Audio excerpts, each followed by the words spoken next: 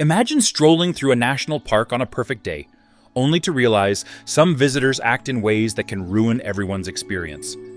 These people push the limits of courtesy, safety, and basic respect. Today, we'll examine 10 behaviors that make rangers cringe and fellow hikers roll their eyes. Number 1. The litterbug. This is the person who casually tosses candy wrappers or empty water bottles on trails, picnic tables, or scenic overlooks. Rangers constantly find trash in places that should be pristine. Leaving even a small piece of litter can attract wildlife to unusual spots, cause environmental damage, and spoil the view for everyone else. If you've ever watched someone drop garbage like it's no big deal, you've seen this worst person in action. Number 2, the loud music player. A national park can offer a tranquil escape into nature's sounds, birdsong, rustling leaves, or a flowing river. Then you encounter the individual blasting their favorite playlist on portable speakers, as if they're hosting a private concert in the wilderness. This intrudes on the quiet, disrupts wildlife patterns, and forces others to endure an unwanted soundtrack. Park rangers often remind visitors that nature provides the best ambiance. Number 3, the wildlife feeder. Seeing wildlife up close can be magical, but it's never an invitation to hand over your granola bar. These people ignore all warnings, feeding animals like squirrels, chipmunks, or even bears. This puts both wildlife and humans at risk. Animals lose natural foraging habits and can become aggressive. Rangers label this behavior a top safety issue, yet it persists as one of the biggest headaches in many parks. Number 4, the graffiti artist. Scratching initials into a tree trunk, painting on rock formations, or leaving "I was here" in a fragile cave system leaves a permanent scar. Even small marks accumulate into extensive damage over time. Rangers classify graffiti in parks as vandalism, punishable by fines or even jail time. Yet some still do it for social media clout or misguided personal expression, infuriating both officials and visitors who want nature left in its pure state.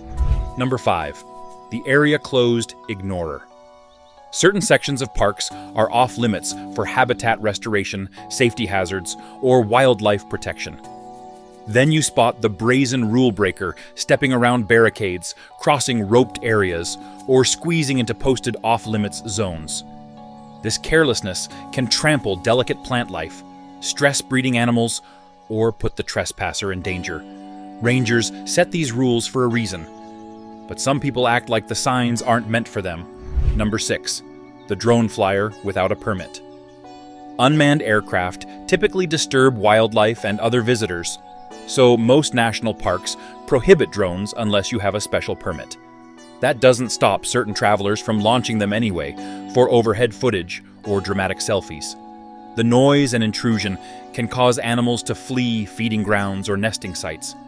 It also disrupts the natural soundscape for others, hoping for a peaceful hike. Rangers often end up confiscating drones and issuing fines, an outcome that's never fun for anyone. Number 7, the pet off-leash offender. Many parks either ban pets entirely or require them to be leashed.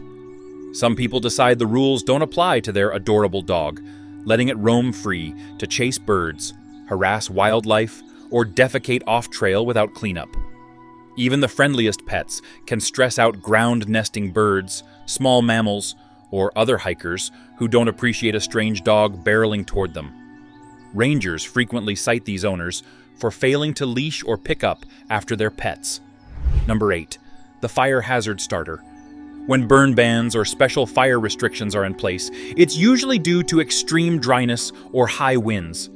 Yet someone always thinks they can light a bonfire for marshmallows without risk. Worse still is the camper who leaves a smoldering pile of ashes, assuming it'll just burn out on its own. That's exactly how major wildfires can begin. Rangers see these scenarios more often than you'd expect, and the penalties can be steep. Number 9, the rulebook lawyer. This visitor questions every guideline a ranger offers. Where exactly does it say I can't do that? They push boundaries, demanding technicalities or loopholes to justify questionable activities.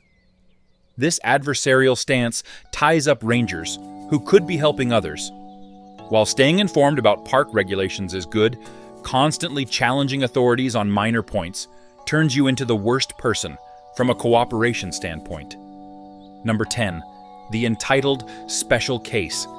They litter, feed wildlife, play loud music, or break multiple rules, then get upset when confronted. Their argument is usually something like, "I paid my park entrance fee, so I can do what I want." Rangers often say this is the most frustrating visitor type, someone who sees the national park as their personal playground, with no regard for other people's enjoyment or the natural environment. Entitlement of this sort quickly sours the park experience for everyone. Park rangers work hard to keep these precious lands accessible and safe for all visitors. Each of these 10 behaviors causes headaches, whether it's cleaning up litter, stopping reckless drone flights, or preventing devastating wildfires. Think twice before engaging in any of them. Let's keep these majestic spaces unspoiled for future generations. Have you run into any of these worst people on your own outdoor adventures? Let us know in the comments, and check out our channel for more ways to be a respectful visitor. The more we understand park etiquette, the fewer horrifying stories rangers have to tell.